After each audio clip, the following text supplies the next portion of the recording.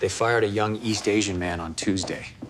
By next week, he owned the ground beneath them. He lost his job on a Tuesday morning, the kind that feels ordinary until it isn't. There was no warning, just a short meeting with practiced smiles and words that meant he was no longer needed. 20-plus years of loyalty, all reduced to a thin folder and a handshake that felt colder than the room. He drove home in silence, hands steady on the wheel, his mind strangely calm. As if the shock had burned away the panic and left only pure focus. When he arrived, the house was already awake.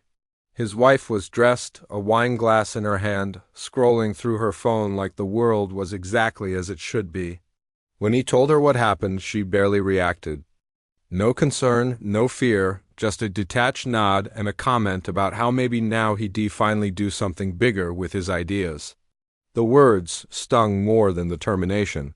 They carried years of quiet disrespect he'd chosen to ignore. That night, while she went out without him, he went into the garage. It wasn't a dramatic decision, just habit.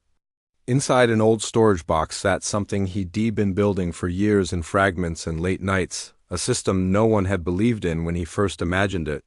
Back then, the market wasn't ready. Now, the world was choking on the exact problem his design solved. He worked without telling anyone. Days blurred. Coffee before sunrise, coding until his eyes burned. Revising until the system ran cleaner and faster than he ever remembered. 3 days later, it worked. Not just worked, but worked beautifully. Then, a call came from an old colleague he hadn't spoken to in over a decade. His company was on the edge of collapse. He remembered the idea everyone had laughed at. Now he needed it to survive. They talked for less than an hour. By the end of the week, contracts were signed, money moved. Numbers that once felt abstract became very real when they appeared in his account. 7 days after being fired, he was worth more than he'd earned in 2 decades. He decided to celebrate quietly. He bought a cake his wife used to love, thinking maybe, just maybe, he'd share the good news. Maybe it would change something. Maybe she'd see him again. The house was too quiet when he came home. Her car was there, but so was another one.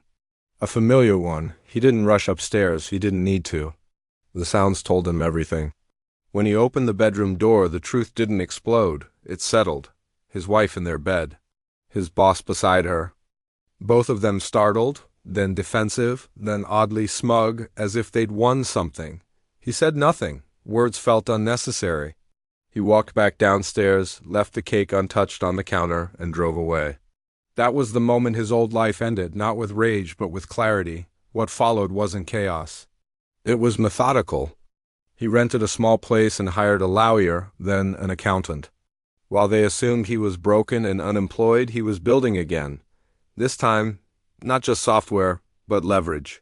He traced accounts, signatures, and transfers that didn't make sense. The affair hadn't been impulsive. It had been planned, just like the quiet repositioning of their assets. He didn't attack or threaten. He applied pressure exactly where it would hurt. He told his children the truth carefully, showing them facts and letting them decide. Both chose him. The house they were living in, it turned out it was never hers. Eviction notices were served properly. Careers collapsed not because he attacked, but because the truth removed the protection they'd been hiding behind. Months passed, his company grew faster than he'd imagined. Royalties became freedom. He hired people who reminded him of his younger self and paid them well, listening to their ideas. His ex-wife faded from the life she'd chased, and the man she chose lost everything that made him powerful. On New Year's Eve, he stood in his new home, servers humming softly in the background. His children were laughing in the other room. Outside, fireworks cracked the sky open with color. He thought about that Tuesday morning, the meeting, the way they'd looked at him like he was finished. He raised a glass, not to revenge, but to precision, to patience, to the quiet power of building something so solid that when people try to stand on you, they realize too late that you own the ground beneath their feet. Losing everything hadn't broken him. It had finally given him the space to become who he was always meant to be. Thanks for watching. If this story resonated with you, hit that subscribe button for more.